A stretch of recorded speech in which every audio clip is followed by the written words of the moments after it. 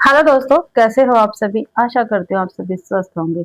मैं आप सभी का अपने चैनल हिंदी क्लासेस में बहुत बहुत स्वागत करती हूँ। तो भाई, आज से हम अपनी एक न्यू सीरीज स्टार्ट कर रहे हैं। 6500 क्वेश्चनों की ये सीरीज रहेगी और इस सीरीज के अंतर्गत हम हिंदी साहित्य सारांश, ठीक है, हिंदी साहित्य का सारांश करेंगे। उसके महत्वपूर्ण एमसीक्यू और पीवाईक्यू करेंगे। भाषा विज्ञान के करेंगे, काव्य शास्त्र के करेंगे, ठीक है, और इनकी व्याख्या सहित हम इनको करेंगे, जिससे हमारा हिंदी साहित्य काफी मजबूत हो जाएगा भाई। ठीक है। और ये क्लास भाई RPSC first grade, second grade, TGT, PGT, चाहे स्टेट का हो या किसी भी स्टेट का, उसके लिए काफी महत्वपूर्ण है। यूजीसी नेट के लिए काफी महत्वपूर्ण है, नवोदय के लिए काफी महत्वपूर्ण है, केवीएस, ठीक है, और डी ट्रिपल एस बी के लिए भी काफी महत्वपूर्ण क्लास रहेगी। अगर क्लास पसंद आए तो क्लास को ज्यादा से ज्यादा शेयर करना है, लाइक करना है और कमेंट भी आपको जरूर से जरूर करना है भाई। और भाई, अच्छी अच्छी क्लासें आपको मिलेगी यहाँ पे, तो उसके लिए आप चैनल को सब्सक्राइब कर सकते हैं और बेल आइकन आपको बजाना है, जिससे आपको हर क्लास का नोटिफिकेशन तुरंत मिल जाए भाई। ठीक है। और पीडीएफ आपको टेलीग्राम चैनल पर मिल जाएगा। जिससे बच्चे को किसी भी क्लास का पीडीएफ चाहिए तो मुझे आप कमेंट बॉक्स में पीडीएफ लिख देना, मैं आपको प्रोवाइड करवा दूंगी। ठीक है। तो क्लास स्टार्ट करते हैं। पहला क्वेश्चन है अपना, निम्नलिखित में से नंददास की रचना है, जो नंददास जी है उनकी रचना हमें बतानी है, कौन सी है। तो वाग्य विलास छटा, कल्पतरु, नंदलाल छटा या रसमंजरी। जो रसमंजरी है भाई, ठीक है, ये नंददास की महत्वपूर्ण रचना रहेगी भाई। ठीक है। और देखो भाई, हफ्ते में हर रोज आपको ये क्लास मिलेगी, एक संडे को छोड़कर। इसके साथ साथ मैंने आप सभी के लिए, ठीक है, एनसीईआरटी की क्लासें भी स्टार्ट करवा रखी है और साथ में हिंदी साहित्य की complete one liner question answer की भी आपके लिए मैं क्लास लेके आने लग रही हूँ भाई। ठीक है। और हिंदी व्याकरण की भी क्लास हम करवाते हैं, लेकिन इस संडे को कोई काम हो गया था, इसलिए मैं आपको प्रोवाइड नहीं करवा सकी भाई। ठीक है। तो डी आंसर अपना बिल्कुल सही रहेगा। व्याख्या देख लेते हैं भाई। जो नंददास जी है ये अष्टशाप के प्रमुख कवियों में से एक है। ठीक है, नंददास जी अष्टशाप के कवियों में से एक है। रस मंजरी इनकी एक प्रसिद्ध रचना है जो नायिका भेद पर आधारित है। जो रस मंजरी है ये क्या है, नायिका भेद पर आधारित रचना है, इनकी ध्यान रखना है। ठीक है, नंददास जी की। इनकी अन्य प्रमुख रचनाओं में है रूप मंजरी, विरह मंजरी, रास पंचाध्यायी और भंवर गीत।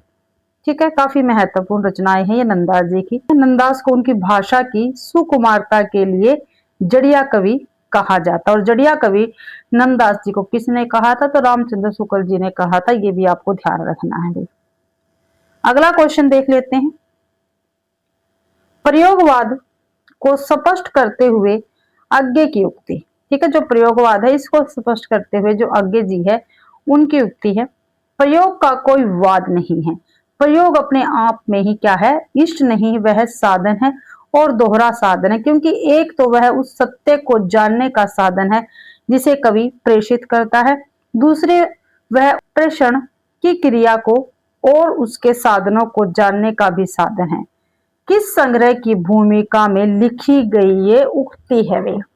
ठीक है। तो जो अज्ञे जी है इन्होंने तार सप्तक का प्रकाशन किया था। 4 तार सप्तक है, उनका प्रकाशन अज्ञे जी ने कहा किया था। तार सप्तक, ठीक है, दूसरा सप्तक, तीसरा सप्तक और चौथा सप्तक यहाँ पे लिख रखा है। तो ये युक्ति है, ये कौन से सप्तक की भूमिका में कही है, तो ये दूसरे सप्तक की भूमिका में कही है अज्ञे जी ने। व्याख्या में और देख लेते हैं भाई। आज्ञे ने 1951 में प्रकाशित दूसरा सप्तक, जो दूसरा सप्तक है कब प्रकाशित हुआ था, 1951 में भाई।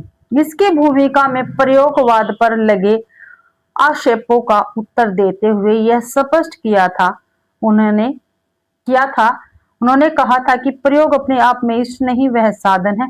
उन्होंने यह भी स्पष्ट किया कि प्रयोगवाद जैसा कोई वाद नहीं है, वे केवल राहे वे केवल राही है, राहों के अन्वेषी है। ये किसने कहा था, अज्ञे जी ने। अगला क्वेश्चन है, शक्ति यानी प्रतिभा, निपुणता एवं अभ्यास तीनों को सम्मिलित रूप से काव्य हेतु मानने वाले आचार्य कौन है भाई। नेक्स्ट क्वेश्चन आपको मिलेंगे इस क्लास में। जो शक्ति है यानी प्रतिभा है, इसको निपुणता और अभ्यास, ये तीनों है, शक्ति, निपुणता और अभ्यास, ये तीनों को सम्मिलित रूप से काव्य हेतु मानने वाले आचार्य कौन थे? तो कौन थे भी? राजशेखर है, जयदेव है, मम्मट है या पंडित राज जगन्नाथ है? तो ये मम्मट जी रहेंगे। ठीक है, मम्मट जी ने भाई शक्ति यानी प्रतिभा, निपुणता और अभ्यास, इन तीनों को क्या है? काव्य हेतु माना है मम्मट जी ने।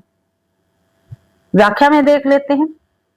आचार्य मम्मट ने अपने ग्रंथ काव्य प्रकाश में काव्य हेतु यानी काव्य रचना के विषय में लिखा है, शक्ति निपुणता लोक शास्त्र का व्याख्यानात है, काव्य यज्ञ शिक्षा अभ्यास है, इति हेतु सदृश दुर्भवे।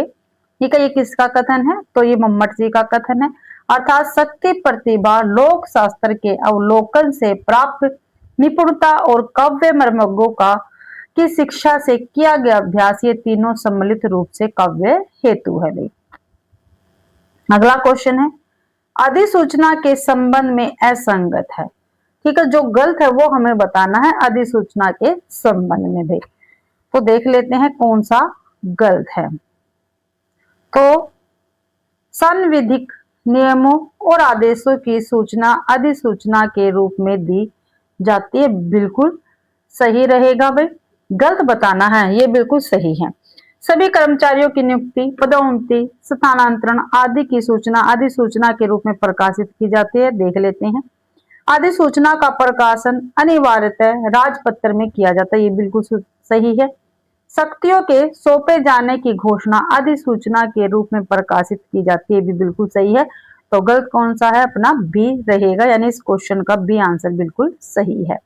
अब हम व्याख्या देख लेते हैं इस क्वेश्चन की। अधिसूचना यानी नोटिफिकेशन का प्रयोग मुख्यतः राजपत्रित अधिकारियों की नियुक्ति, पदोन्नति, स्थानांतरण के लिए होता है, न कि सभी राजपत्रित या अराजपत्रित कर्मचारियों के लिए।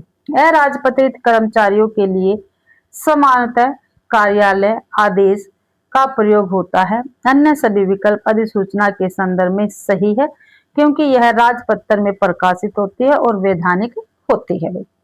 अगला क्वेश्चन है, 52 तोले पाव रति। 52 तोले पाव रति, ये लोकोक्ति है, इसका हमें संगत अर्थ बताना है भाई। ठीक है, तो देख लेते हैं। बहुत किफायत से खर्च करना जो हर तरफ से बिल्कुल ठीक हो।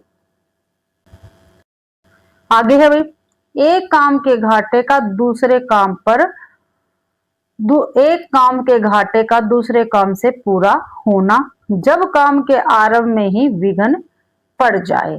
तो 52 तोले पाव रति क्या है? इसका अर्थ हम देखते हैं, तो क्या रहेगा भाई? तो बी आंसर अपना बिल्कुल सही रहेगा, जो हर तरफ से बिल्कुल ठीक हो। व्याख्या में और देख लेते हैं। 52 तोले पाव रति एक मुहावरा या लोकोक्ति है, जिसका अर्थ होता है पूर्णतः स्टिक, बिल्कुल सही या माप तोल में एकदम खरा। पुराने समय में तोला और रति मापने की इकाइयां थी। यदि कोई चीज 52 तोले और ऊपर से पाव रति भी पूरी है तो वह बिल्कुल सही मानी जाती थी। अतः इसका अर्थ है हर तरफ से बिल्कुल ठीक होना। अगला क्वेश्चन है अपना, पश्चिमी हिंदी उपभाषा के अंतर्गत निम्न में से कौन सी बोली सम्मिलित नहीं है? ठीक है, पश्चिमी हिंदी जो है, ठीक है, जो पश्चिमी हिंदी अपनी उपभाषा है, इसके अंतर्गत कौन सी बोली नहीं आती, वो हमें बताना है। बुंदेली, बघेली, कन्नौजी, कोरवी। तो जो बघेली है ये नहीं आती है भाई। ठीक है, व्याख्या में देख लेते हैं। हिंदी की उपभाषाओं के वर्गीकरण के अनुसार जो बघेली है ये पूर्वी हिंदी की बोली है। किसकी है? पूर्वी हिंदी है, ये अर्ध मागधी अपभ्रंश की बोली है। ठीक है, और जो पूर्वी हिंदी है इसके अंतर्गत अवधी, बघेली और छत्तीसगढ़ी आती है, जबकि बुंदेली, कन्नौजी, कोरवी यानी खड़ी बोली, ब्रज भाषा और हरियाणवी यानी बांगरू पश्चिमी हिंदी, ठीक है, इसका अपभ्रंश है सोरसेनी, इनकी ये बोलियां रहेंगी। अगला क्वेश्चन है, इनकी सी विशुद्ध, सरस और शक्तिशाली ब्रज भाषा लिखने में और कोई कवि समर्थ नहीं हुआ। विशुद्धता के साथ प्रौढ़ता और माधुर्य भी अपूर्ण ही है। विप्लव श्रृंगार ही अधिकतर इन्होंने लिखा है। घनानंद के बारे में यह कथन किसका है? तो ये घनानंद जी के विषय में कथन है, ये आपको ध्यान रखना है, पूछा भी जा सकता है। ठीक है, कथन देखिए किसके किसके बारे में लिखा हुआ कथन है, तो घनानंद जी का कथन है। कहा किसने है? ठीक है, ये पूछा गया। तो विश्वनाथ प्रसाद मिश्र ने, रामचंद्र शुक्ल जी ने, नगेंद्र ने, या रामस्वरूप चतुर्वेदी जी। तो रामचंद्र शुक्ल जी का ये कथन रहेगा। व्याख्या में देख लेते, ये प्रसिद्ध कथन आचार्य रामचंद्र शुक्ल जी का है, जो उनके हिंदी साहित्य का इतिहास, ठीक है, हिंदी साहित्य का इतिहास किसका? रामचंद्र शुक्ल जी का ग्रंथ है। इसमें रीति काल के रीति मुक्त कवि, ठीक है, रीति काल है जो उसके रीति मुक्त कवि है कौन? घनानंद, इनके संदर्भ में लिखा गया कथन है। शुक्ल जी घनानंद की भाषा और उनके प्रेम की पीर से अत्यंत प्रभावित थे और उन्हें साक्षात रसमूर्ति और जवाबदारी का दावा रखने वाला कवि भी कहते थे। काफी बार पेपर में पूछा गया है। साक्षात रसमूर्ति घनानंद को किसने कहा? रामचंद्र शुक्ल जी ने। जवाबदारी का दावा रखने वाला कवि घनानंद को किसने कहा है? तो रामचंद्र शुक्ल जी ने कहा है। ये भी ध्यान रखना आपको। अगला क्वेश्चन है, पंडित युगल किशोर शुक्ल द्वारा प्रकाशित हिंदी का पहला पत्र कौन सा है? पहला पत्र पूछा है। उत्तम मार्तंड है, बनारस अखबार है, बंगदूत है, समाचार सुधावर्षण है। तो पंडित जुगल है भाई, युगल नहीं है, जुगल, जुगल किशोर जी का कौन सा है हिंदी का पहला पत्र? तो उत्तम मार्तंड रहेगा और 1826 ईस्वी में प्रकाशित हुआ था। 30 मई 1826 में प्रकाशित हुआ था। 30 मई को ही हम हिंदी पत्रकारिता दिवस भी मनाते हैं, ये भी आपको ध्यान रखना है। अब व्याख्या देख लेते हैं इसके। उत्तम मार्तंड हिंदी का प्रथम समाचार पत्र माना जाता है। इसका प्रकाशन 30 मई 1826 ईस्वी को कलकत्ता से हुआ था। कहां से हुआ था? कलकत्ता से। कब? 30 मई 1826 को। ठीक है, इसके संपादक कौन है? पंडित जुगल किशोर शुक्ल रहेंगे। एक साप्ताहिक पत्र था। एक ऐसा पत्र था, साप्ताहिक पत्र था। इसी की स्मृति में 30 मई को हम हिंदी पत्रकारिता दिवस भी मनाते हैं। अगला क्वेश्चन है भाई, निम्नलिखित में से किस ग्रंथ को आचार्य रामचंद्र शुक्ल जी ने मम्मट के काव्य प्रकाश का छाया अनुवाद कहा है? ठीक है, इनमें से ऐसा कौन सा ग्रंथ है जिसको रामचंद्र शुक्ल जी ने मम्मट के काव्य प्रकाश का छाया अनुवाद कहा है? तो देख लेते हैं। काव्य विवेक, काव्य निर्णय, रस रहस्य, वृत्त विचार। जो रस रहस्य है, ठीक है, वो काव्य प्रकाश का छाया अनुवाद है। और काव्य प्रकाश किसकी रचना है? मम्मट जी की रहेगी।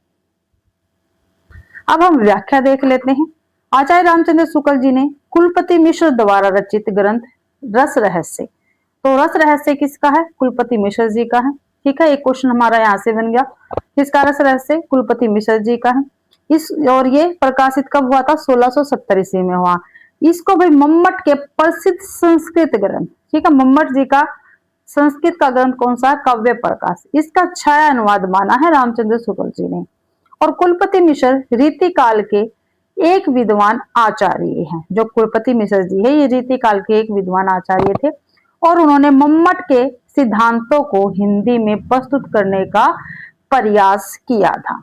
ठीक है, जो कुलपति मिश्र जी हैं, इन्होंने जो मम्मट जी हैं, इनके सिद्धांतों को हिंदी में प्रस्तुत करने का भी प्रयास किया। ये भी आपको ध्यान रखना है। आगे है, आचार्य रामचंद्र शुक्ल जी ने मीराबाई की उपासना किस ढंग की मानी? काफी महत्वपूर्ण क्वेश्चन है। इस क्लास में आपको काफी महत्वपूर्ण पीवाईक्यू मिलेंगे, तो शुरू से लेकर अंत तक क्लास आपको जरूर देखनी है। ठीक है, और इसकी प्लेलिस्ट भी आपको मिल जाएगी भाई। ठीक है, जो हमारी क्लास का नाम होगा उसी क्लास के नाम से आपको प्लेलिस्ट मिलेगी। वहां पे चैनल पर जाकर आप उसको देख सकते हैं।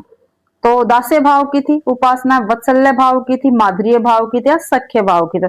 जो मीराबाई है उनकी जो उपासना थी, ये माधुर्य भाव की उपासना थी भी। ये भी आपको ध्यान रखना है। अब व्याख्या में और देख लेते हैं भाई। जो मीराबाई की भक्ति माधुर्य भाव की थी, जिसे कांता भाव या दाम्पत्य भाव भी कहते हैं। ठीक है, जो माधुर्य भाव है उसको भी कांता भाव और दाम्पत्य भाव भी कहा जाता है। ठीक है, वे श्री कृष्ण को अपना पति मानकर उनकी आराधना करती थी। आचार्य रामचंद्र शुक्ल और अन्य विद्वानों ने उनकी भक्ति को इसी श्रेणी में रखा है। तुलसीदास की भक्ति कैसी थी? दास्य भाव की थी। सूरदास की कैसी थी? सख्य व वात्सल्य भाव की भक्ति मानी जाती है। अगला क्वेश्चन है, हजारी प्रसाद द्विवेदी द्वारा रचित शिरीष के फूल शीर्षक निबंध के संबंध में कौन सा कथन सही नहीं है? जो शिरीष का फूल है भाई, ठीक है, काफी महत्वपूर्ण निबंध है हजारी प्रसाद द्विवेदी जी का। तो पूछा गया है इसके शीर्षक के संबंध में कौन सा कथन सही नहीं है यानी गलत है, वो हमें बताना है भाई। तो देखते हैं। शिरीष कालजयी अवधूत की भांति जीवन की अज्ञेयता का मंत्र प्रचार करता, बिल्कुल करता है भाई। शिरीष वसंत के आगमन के साथ लहक उठता है और आषाढ़ तक तो मस्त रहता है, ये भी बिल्कुल सही है। शिरीष के साथ आरोग्यवध यानी अमलतास की तुलना की जा सकती, नहीं की जा सकती भाई, ये हमारा गलत है। आगे, शिरीष का फूल संस्कृत साहित्य में बहुत कोमल माना जाता है, बिल्कुल सही है, बिल्कुल कोमल माना जाता है संस्कृत साहित्य में भी शिरीष का फूल, तो डी भी बिल्कुल सही है। तो इसमें सही नहीं है वो पूछा था, तो भाई जो सी आंसर है बिल्कुल सही नहीं है, यानी इस क्वेश्चन का आंसर सी रहेगा। गलती पूछा था और गलत सी है। व्याख्या में देख लेते हैं। निबंध में लेखक ने स्पष्ट किया है कि शिरीष की तुलना आरगवद यानी अमलतास से नहीं की जा सकती, क्योंकि अमलतास केवल 15-20 दिनों के लिए फूलता है फिर झड़ जाता है, जबकि जो शिरीष है ये वसंत से लेकर आषाढ़ और कभी कभी भादो तक लंबे समय तक फूलों से लदा रहता है शिरीष भाई। अतः दोनों की स्थिति में अंतर है और अन्य सभी क्या है कथन बिल्कुल सही है। अगला क्वेश्चन देख लेते हैं भाई। गीतिका छंद के विषय में असंगत है, जो गीतिका छंद है, ठीक है, इसके विषय में जो गलत है वो हमें बताना है कौन सा है। यह मात्रिक समछंद है, बिल्कुल सही है। प्रत्येक चरण के अंत में लघु और गुरु होता है, बिल्कुल सही है। प्रत्येक चरण में 26 मात्राएं होती हैं, ये भी बिल्कुल सही है। प्रत्येक चरण में कितनी है? 26 मात्राएं होती है। 12 और 14 पर यति होती है, ये क्या है? गलत है। ठीक है, 12 और 14 पर यति नहीं होती, 14 और 12 पर यति होती है। ठीक है, ये ध्यान रखना, डी आंसर अपना गलत रहेगा भाई, और इसमें गलती पूछा है। व्याख्या में देख लेते हैं। गीतिका एक सममात्रिक छंद है जिसके प्रत्येक चरण में 26 मात्राएं होती है। इसमें यति विराम 14 और 12 मात्राओं पर होती है। ठीक है, 14 और 12 कितनी होगी? टोटल 26 होगी, न कि 12 और 14 पर। ठीक है, इसलिए डी क्या है? गलत है। और अंत में लघु का सही विधान है इसमें। अगला क्वेश्चन है, अगला क्वेश्चन देख लेते हैं। आचार्य विश्वनाथ प्रसाद मिश्र, ठीक है, कौन है? आचार्य विश्वनाथ प्रसाद मिश्र जी हैं। किस कवि को रीतिबद्ध श्रेणी में शामिल नहीं करते? जो आचार्य विश्वनाथ प्रसाद मिश्र जी है, ये कौन से ऐसे कवि है जिसको रीतिबद्ध श्रेणी में शामिल नहीं करते हैं? तो भिखारीदास, जसवंत सिंह, कवि गवाल या द्विजदेव? तो जो द्विजदेव है उनको विश्वनाथ प्रसाद मिश्र क्या है? रीतिबद्ध श्रेणी में शामिल नहीं करते हैं, ये आपको ध्यान रखना है। व्याख्या में देख लेते हैं। आचार्य विश्वनाथ प्रसाद मिश्र ने रीति काल को 3 भागों में बांटा है, रीतिबद्ध, रीतिसिद्ध और रीतिमुक्त। उन्होंने द्विजदेव यानी महाराजा मान सिंह को, ठीक है, द्विजदेव है इनका ओरिजिनल नाम क्या था? महाराजा मान सिंह। इनको रीतिमुक्त काव्य के अंतर्गत माना है, न कि रीतिबद्ध में माना है। तो कहा माना इनको? रीति मुक्त काव्य धारा के अंतर्गत माना द्विजदेव को भी। ठीक है, आचार्य विश्वनाथ प्रसाद ने, ठीक है, रीतिबद्ध में नहीं माना है। द्विजदेव रीति काल के अंतिम प्रसिद्ध स्वच्छंदतावादी कवि माने जाते हैं। भिखारीदास, जसवंत सिंह और गवाल कवि ये रीतिबद्ध परंपरा के कवि है। अगला क्वेश्चन है भाई, इनमें से किस आचार्य ने साधारणीकरण का विवेचन नहीं किया है? ठीक है, साधारणीकरण का विवेचन कौन से आचार्य ने नहीं किया वो हमें बताना है। विश्वनाथ, शंकु, भट्टाचार्य या अभिनव? जो शंकुक है इन्होंने साधारणीकरण का विवेचन नहीं किया है। व्याख्या में देख लेते हैं भाई। रस निष्पत्ति के व्याख्याकारों में भट्ट नायक ने सबसे पहले साधारणीकरण का सिद्धांत दिया था। अभिनव गुप्त ने इसका और परिष्कार किया। विश्वनाथ साहित्य दर्पणकार ने भी इसका विवेचन किया है। परंतु जो शंकुक है इनका मत क्या था? अनुमतिवाद है, जो न्याय दर्शन पर आधारित है, यानी चित्रतुरंग न्याय। ठीक है, काफी बार पूछा भी गया चित्रतुरंग न्याय किसका है, तो शंकुक जी का रहेगा। अनुमतिवाद किसका? शंकुक जी का, ये भी आपको ध्यान रखना है भाई। ठीक है, उन्होंने साधारणीकरण की चर्चा नहीं की है। आगे है पंक्तियों में अलंकार बताना है कौन सा है। जानी श्याम को श्याम घन नाचे उठे वन मोर।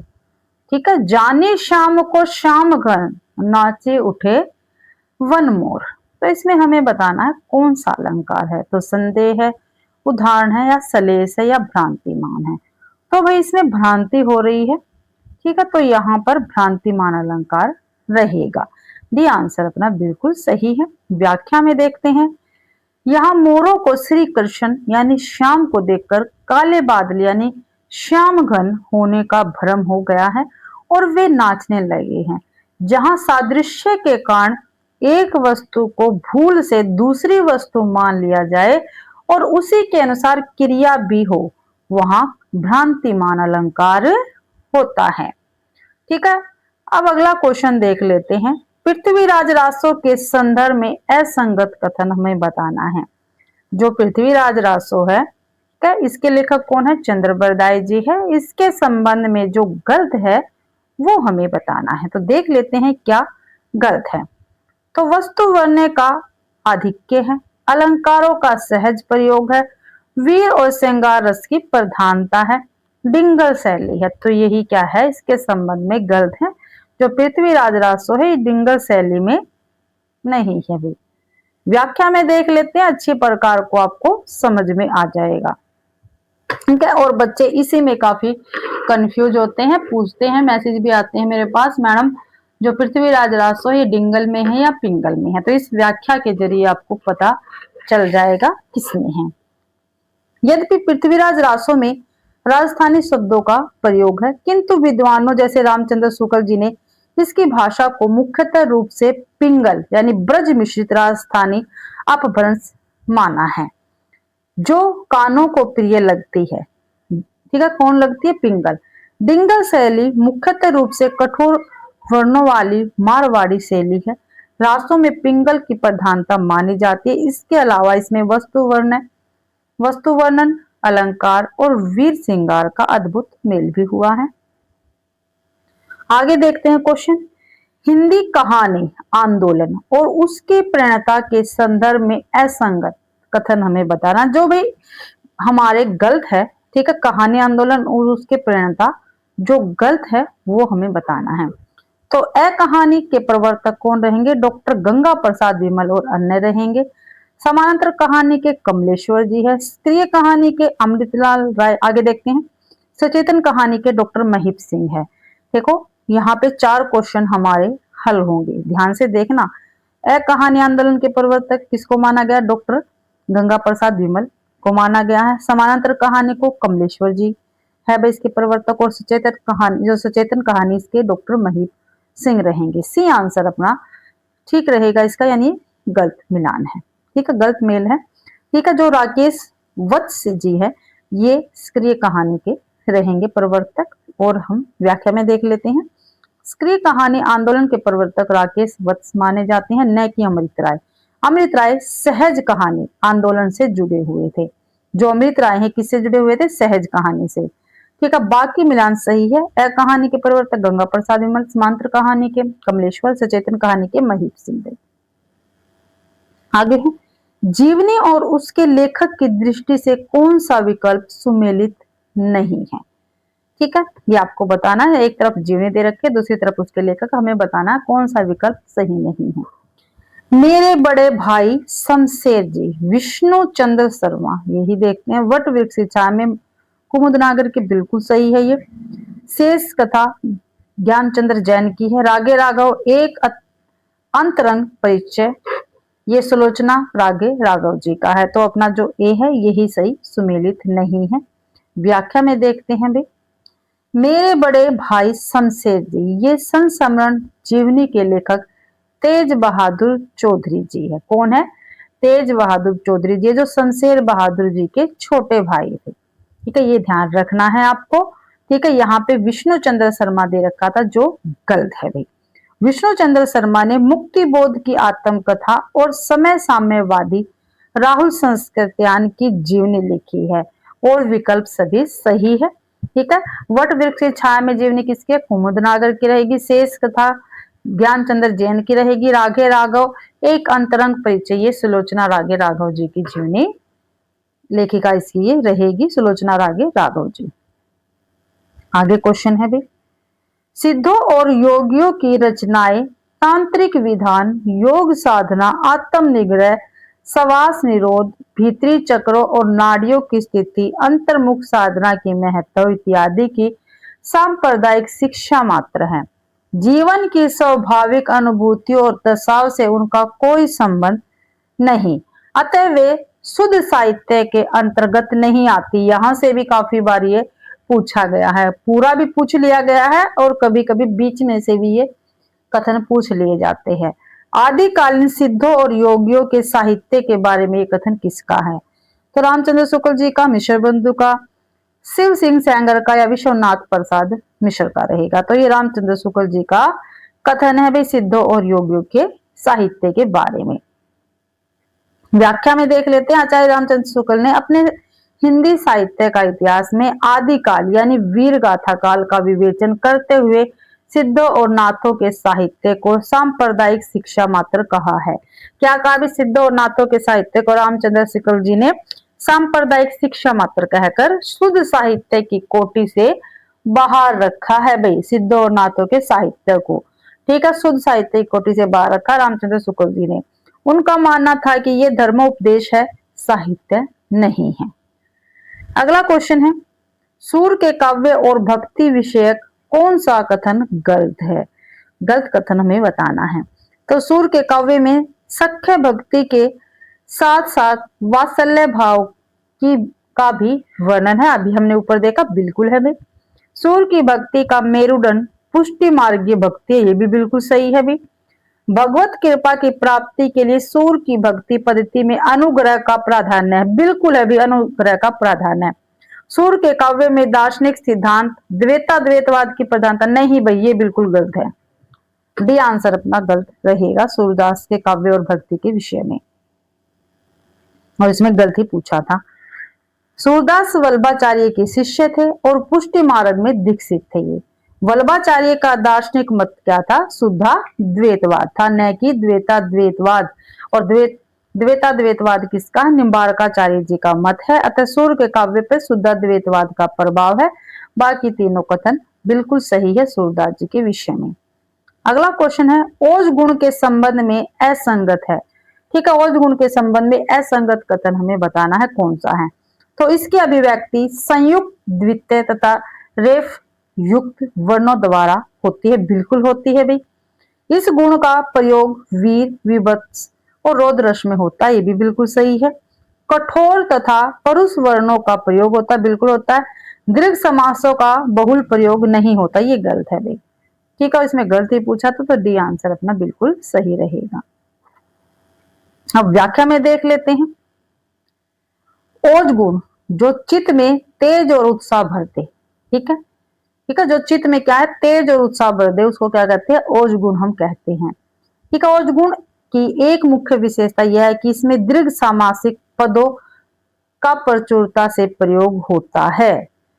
ठीक है, वहां पे क्या लिखा था? नहीं होता, इसी कारण ये क्या है? गलत है। ओज गुण में तय वर्ग, द्वितीय वर्ण और समासिक पदावली का प्रयोग होता है। आगे है, तो भाई आचार्य रामचंद्र शुक्ल जी ने खड़ी बोली गद्य को एक साथ आगे बढ़ाने वाले विद्वानों में किसे सम्मिलित नहीं किया है? तो किसको नहीं किया? लल्लू लाल जी को किया है, सैयद इंशाल्लाह खां को भी किया, मुंशी सदा सुखलाल को भी किया, लेकिन राजा शिव प्रसाद जी को नहीं किया है। इन्होंने खड़ी बोली गद्य को एक साथ आगे बढ़ाने वाले विद्वानों में शामिल। तो डी आंसर अपना बिल्कुल सही रहेगा। यहाँ पे व्याख्या में देख लेते हैं। आचार्य रामचंद्र शुक्ल जी ने आधुनिक काल के पूर्व, ठीक है, आधुनिक काल के पूर्व यानी पहले खड़ी बोली गद्य के 4 प्रारंभिक उन्नायकों का उल्लेख किया है। ठीक है, द 4 पिलर्स का इन्होंने उल्लेख किया है। उनमें कौन कौन है देख लेते हैं। मुंशी सदा सुखलाल है, इनकी रचना सुख सागर काफी महत्वपूर्ण इनकी रचना है। इंशाअल्लाह खां, इनकी रचना रानी केतकी की कहानी। लल्लू लाल प्रेम सागर इनकी रचना रहेगी। और सदल मिश्र, इनकी रचना नासिक के 2 उपाख्यान। राजा शिव प्रसाद सितारे का समय इनके थोड़ा बाद का है और वे भाषा नीति को लेकर जाने जाते हैं। जो राजा शिव प्रसाद सितारे हिंद है, ये किस लिए जाने जाते हैं? भाषा नीति को लेकर जाने जाते हैं। ठीक है, खड़ी बोली गद्य के प्रचार के लिए इन 4 पिलरों का नाम लिया है भी रामचंद्र शुक्ल जी ने, मुंशी सदा सुखलाल का, इंशाअल्लाह खान का, लल्लू लाल जी का, सदर मिश्र जी का। आगे है, संविधान के किस अनुच्छेद द्वारा राजभाषा हिंदी का विकास करना केंद्र सरकार का कर्तव्य माना जाता है? ठीक है, राजभाषा हिंदी का विकास करना केंद्र सरकार का कर्तव्य माना जाता है। केंद्र सरकार का पूछा है। अनुच्छेद 345, अनुच्छेद 350, अनुच्छेद 351, अनुच्छेद 344। तो अपना सी आंसर बिल्कुल सही रहेगा, अनुच्छेद 351। व्याख्या में देखते हैं। भारतीय संविधान का अनुच्छेद 351 हिंदी भाषा के विकास के लिए निर्देश देता है। इसमें कहा गया है कि संघ का यह कर्तव्य होगा कि वह हिंदी भाषा का प्रसार बढ़ाए, उसका विकास करे, ताकि वह भारत की सामाजिक संस्कृति के सभी तत्वों की अभिव्यक्ति का माध्यम बन सके। आगे क्वेश्चन है, कहानी के संबंध में अनुपयुक्त विकल्प है। जो कहानी है, अपनी कहानी विधा है, उसके संबंध में जो गलत है वो हमें बताना है भाई। ठीक है, तो देखते हैं क्या गलत है। अंग्रेजी में जिसे शॉर्ट स्टोरी कहते हैं, वही बंगला में गल्प तथा हिंदी में कहानी नाम से प्रचलित है। बिल्कुल सही है भाई। ठीक है, हिंदी में जिसको हम कहानी कहते हैं उसको अंग्रेजी में क्या कहते हैं? शॉर्ट स्टोरी, और बंगला में गल्प कहते हैं। कहानी में कथा सूत्र, कथानक, पात्र और देश काल या परिस्थितियां उसके प्रमुख तत्व माने जाते हैं। ये भी बिल्कुल सही है भाई। भारतवर्ष में कहानी का प्राचीनतम रूप कथा है, ये भी बिल्कुल सही है। अब जो गलत है वो हमें बताना है। तो भाई नियमों को ध्यान में रखकर ही अच्छी कहानी लिखी जाती है, बिल्कुल गलत है भाई। कहानी लिखने में कोई नियम नहीं होता है। तो कहानी के संबंध में जो डी ऑप्शन है ये हमारा गलत रहेगा, यानी इस क्वेश्चन का डी आंसर बिल्कुल सही है। व्याख्या देख लेते हैं। साहित्य सर्जन विशेषकर कहानी लेखन केवल नियमों के आधार पर नहीं होता। रचनात्मक संवेदनशीलता और मौलिकता महत्वपूर्ण होती है कहानी लेखन के लिए। नियमों में बंधकर लिखी गई रचना अक्सर यांत्रिक हो जाती है। बाकी तीनों कथन एक कहानी के ऐतिहासिक और तात्विक स्वरूप के बारे में बिल्कुल सही है। अगला क्वेश्चन है, निम्नलिखित में से शुद्ध वाक्य है, जो शुद्ध वाक्य है वो हमें बताना है कौन सा है। यह विषय अत्यंत कठिन है। मैं वहां एक पुराने मित्र को मिला। आगे है, नौकर के हाथ से भेज देना, उसे रस्सी बांधकर ले गए। तो अपना जो पहला ऑप्शन है ये बिल्कुल सही है। यह विषय अत्यंत कठिन है, ये बिल्कुल सही है। और व्याख्या में देख लेते हैं। व्याकरणिक रूप से शुद्ध है भाई हमारा ए, बिल्कुल सही है।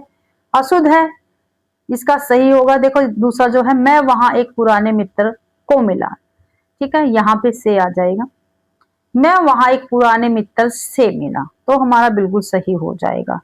नौकर के हाथ से भेज देना, ये गलत है। इसका शुद्ध क्या रहेगा? नौकर के हाथ भेज देना। ठीक है, उसे रस्सी बांधकर ले गए, इसका सही क्या रहेगा? उसे रस्सी से बांधकर ले गए, ये सही रहेंगे व्याकरण की दृष्टि से। अगला क्वेश्चन है, प्रश्न संख्या 26 और 27, इसके उत्तर निम्नलिखित अपठित गद्यांश के आधार पर है भाई। ठीक है, ये गद्यांश पढ़ना है और उसके आधार पर हमें क्वेश्चन आंसर करने हैं। मैं कह रही हूँ इस क्लास में आपको जैसे हमारा पेपर आता है, ठीक है, वैसे ही क्वेश्चन आंसर मिलेंगे, आपको देखने के लिए मिलेंगे भाई। ठीक है, और कमेंट आप जरूर से जरूर करना क्लास पे, आपको क्लास कैसी लगती है। अगर अच्छी लगे तो शेयर जरूर कर देना भाई। और ये क्लास आपको शाम को मिलेगी 7 से लेके 8 बजे के बीच में भी। ठीक है, और सुबह आपको मिलेगी हिंदी एनसीईआरटी की। ठीक है, 2 दिन, और भाई 4 दिन आपको हिंदी साहित्य की क्लास मिलेगी। नहीं तो 3 दिन आपको हिंदी एनसीईआरटी की मिल जाएगी और 3 दिन आपको हिंदी साहित्य की मिलेगी, और ये क्लास आपको रेगुलर मिलेगी शाम को।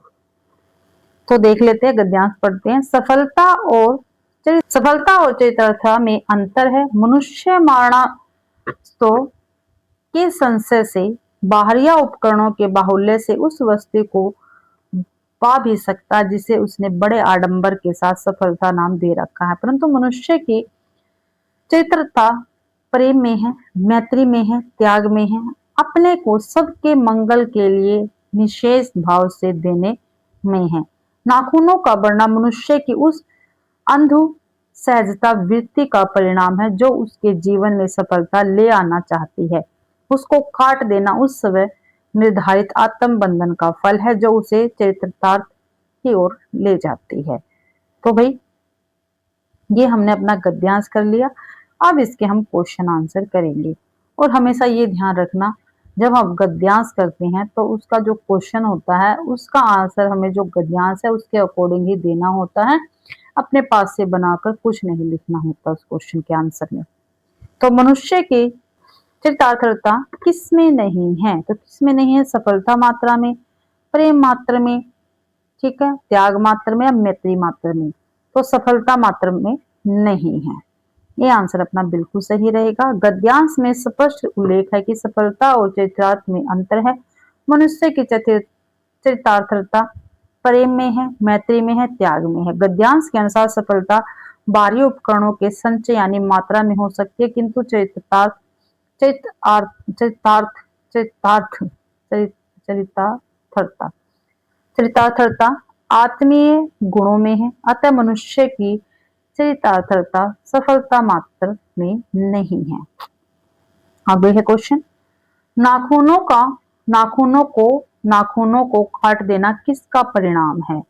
तो मनुष्य के भीतर की पशुता का नहीं, मनुष्य के उच्छलन का, स्वभाव का नहीं, बाह्य उपकरणों का नहीं, सब निर्धारित आत्म बंधन का ये परिणाम है नाखूनों को काट देना।